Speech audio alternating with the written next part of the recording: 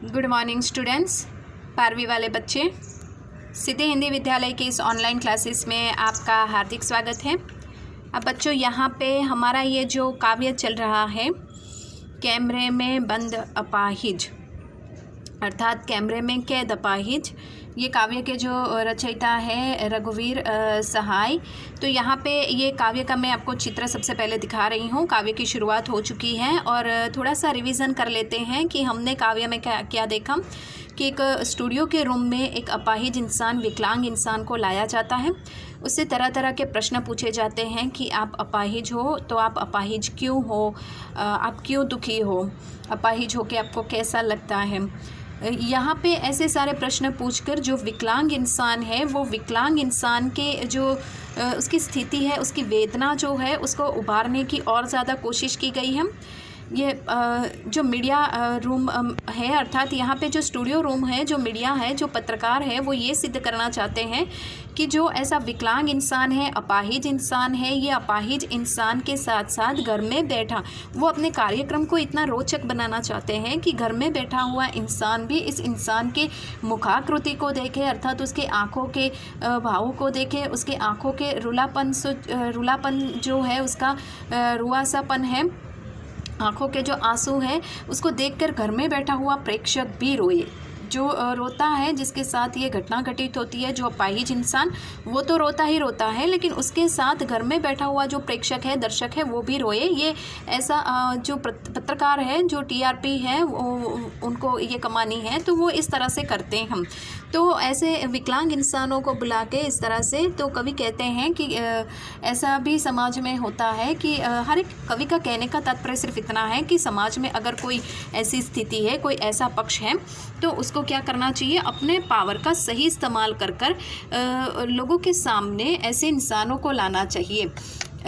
किसी इंसान के साथ कोई घटना घटित होती है और हम उसको लेकर आते हैं, तो ये कोई बुरी बात नहीं है, ये बिल्कुल सही बात है। लेकिन यहाँ पे ऐसे इंसान को आप सामने लेकर आते हो कि जो दूसरे के लिए एक प्रेरणा रूप बन सके, दूसरे इंसान हिम्मत ना हारे अपने जीवन में, अगर हार भी जाए तो ऐसे इंसानों में से सीख लेकर अपने जीवन में आगे बढ़े।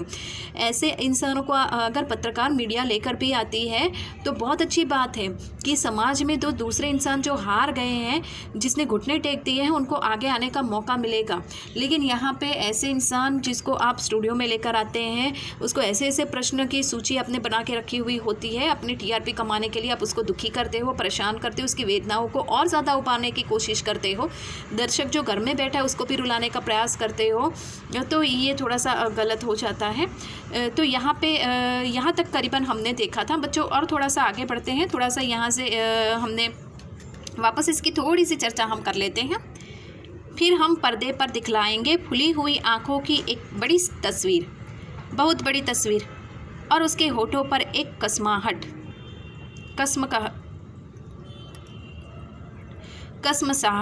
भी। आशा है आप उसे अपनी अपंगता की पीड़ा मानोगे। एक और कोशिश दर्शक, धीरज रखिए, देखिए हम दोनों एक संग रुलाने हैं। अब यहाँ पे क्या मतलब, यहाँ पे बताया गया है, कवि हमें कहना चाहते हैं कि फिर हम पर्दे पर दिखाएंगे खुली हुई आँखों की एक बड़ी तस्वीर, अर्थात जो कैमरा होता है, वो कैमरे का फोकस जो होता है, उसके माध्यम से हम पर्दे के ऊपर बड़ी सी स्क्रीन पर यहाँ पे फोकस करके उस अपाहिज अर्थात विकलांग इंसान को दिखाएंगे जो दुखी है। उसकी ये फुली हुई आँखें, अर्थात जो उसकी आँखों में जो आंसू है, उसके ऊपर कैमरा का फोकस करेंगे, उसको और नज़दीक से दिखाएंगे, उसके होठ अर्थात आँखों की स्थिति को दिखाएंगे, अर्थात उसकी विकलांग इंसान की मुखाकृति को दिखाएंगे, जिसको देखकर घर में बैठा हुआ इंसान भी कश्मकश में पड़ जाए, वो भी रोने लगे। यहाँ पे बताया ना, धीरज रखिए, अर्थात यहाँ पे दर्शकों को भी मतलब वो कहते हैं कि धीरज, वो अपने मन से ऐसा सोचते हैं कि घर में बैठा हुआ दर्शक भी धीरज रखे और हम दोनों को एक संग रुलाएंगे, अर्थात हम यानी पत्रकार, मीडिया जो ये सब कुछ कर रही है, यहाँ पे विकलांग इंसान जो है उसे प्रश्न पूछ रही है। तो यहाँ पे दोनों अर्थात जो इंसान अपाहिज है वो और घर में बैठा हुआ दर्शक, दोनों यहाँ पे रोएंगे।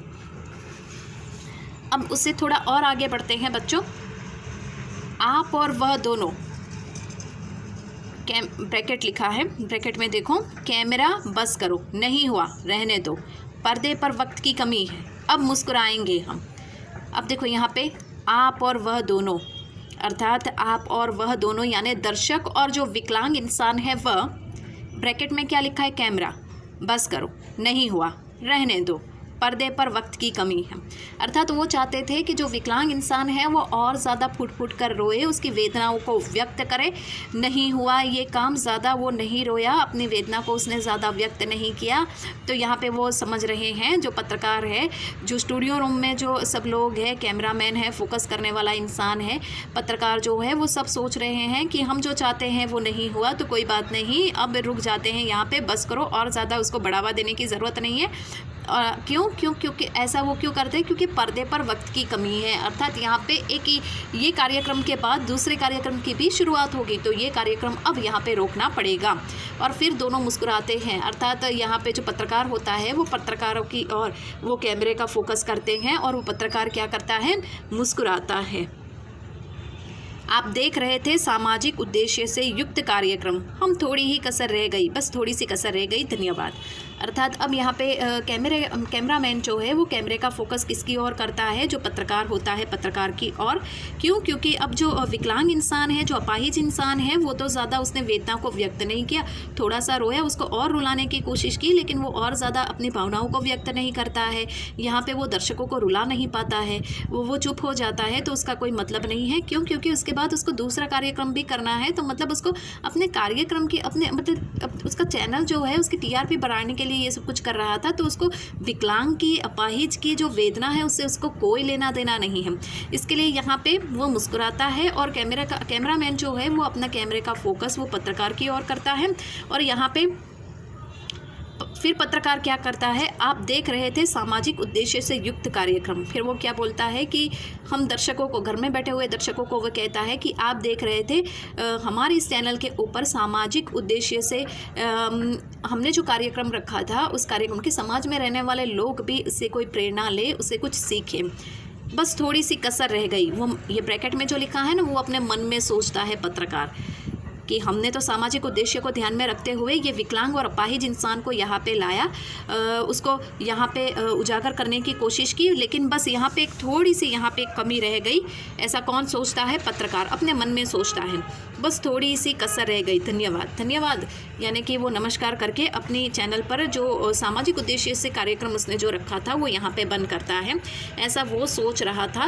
और यहाँ पे ये काव्य बच्चों ख़त्म हो जाता है, लेकिन बहुत ही सीधी सरल भाषा में लिखा हुआ, बोलचाल की भाषा में लिखा हुआ ये काव्य है।